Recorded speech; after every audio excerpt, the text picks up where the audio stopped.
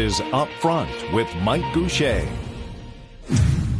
Hello again, everyone, and welcome to Up Front. We begin today with the race for the White House in a contest that at least appears to be tightening. Some national and swing state polls show a much closer contest now between Hillary Clinton and Donald Trump. A new poll from CNN last week, in fact, showed Trump leading by 2 points. Should Democrats be worried? We're talking about this and much more today with Democratic U.S. Senator Tammy Baldwin. Senator, it's good to have you back on the program. It's good to be back. So are you worried at all about sort of the recent trend lines in this Trump-Clinton race? Well, I think we always have to take these contests very seriously. Worry wouldn't be the word that I would use. If you look at what's happened in Wisconsin in hotly contested presidential years, we have always, in recent years, favored the Democratic candidate.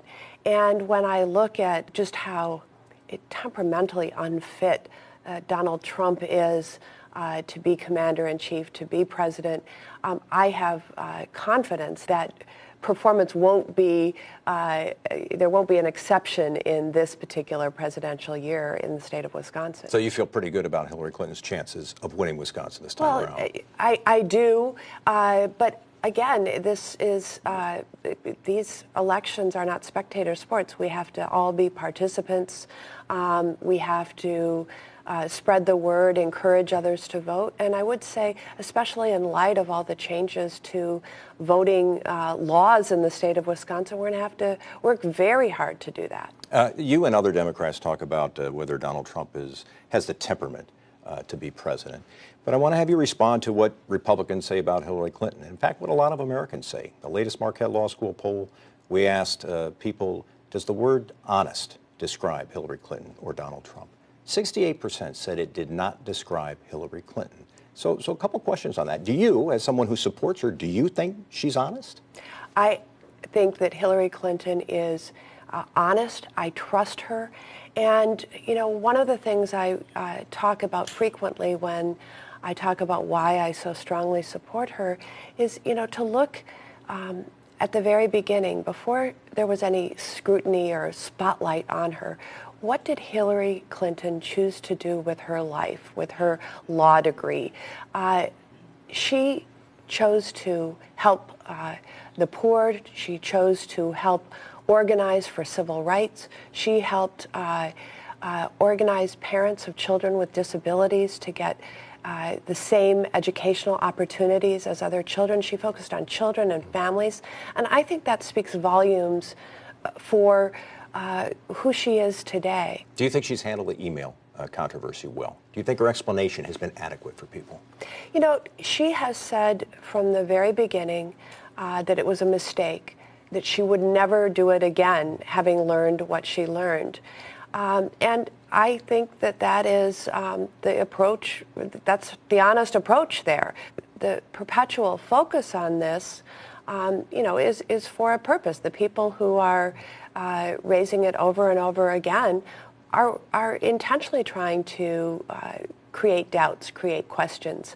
But I think if you take a step back and look at what the Republican nominee Donald Trump and our nominee Hillary Clinton stand for, where they want to help move this country, there couldn't be a greater contrast. And the divisiveness and outrageous comments that come from Donald Trump, you know, it just have made me conclude that he is absolutely unfit to be president. I want to talk about something you've been talking about a lot lately, and that's poverty. What do we do about poverty in this country? You and Senator Cory Booker have come out with a proposal that would, I think we can safely say, attempt to increase transitional work opportunities, get people in the workforce, but also some changes to tax credits that could really help people who are not making a lot of money in this country. What could this kind of proposal, in your opinion, do for people who are living in poverty or near the poverty line?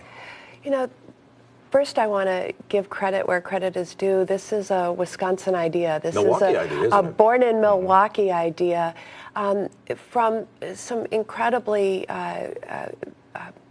thoughtful individuals who work at an organization that serves very low-income people, serves the poor, but also has a research arm and says what really works to help people be lifted out of poverty through the dignity of work.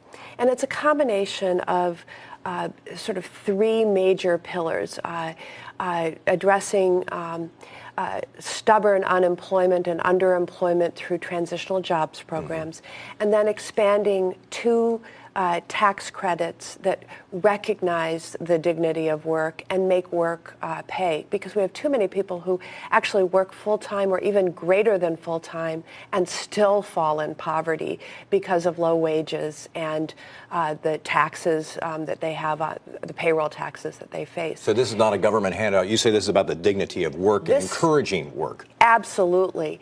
And what it does is bring some very successful programs that have been tried with, maybe a few dozen or a few hundred people. It scales it up so we can really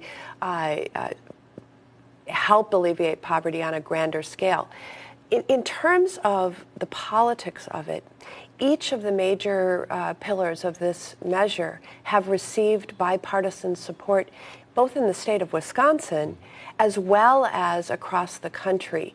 There is Republican support for transitional jobs programs.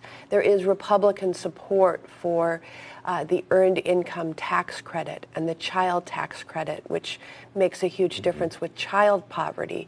And that gives me hope that using these pillars that there's agreement around, that we can actually move something forward rather than simply talk about it without action. Briefly, Speaker Ryan has talked about the issue of poverty. He may be coming at it a little differently than some of the Democrats, but you do feel there is something there that you could work together on in these kinds of proposals? Absolutely.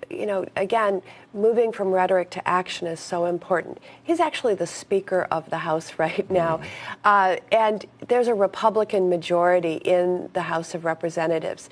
He's put together these ideas, introduce them, put a bill in the ring. I've put a bill in the ring. Let's have this discussion and move it forward. Don't say we're going to wait until after the presidential election. Let's start talking about it now and moving on this now. Senator Tammy Baldwin is a Democrat from Dane County. It's good to have you back on the program. We appreciate your time. Thanks very much for being with us. Coming up next.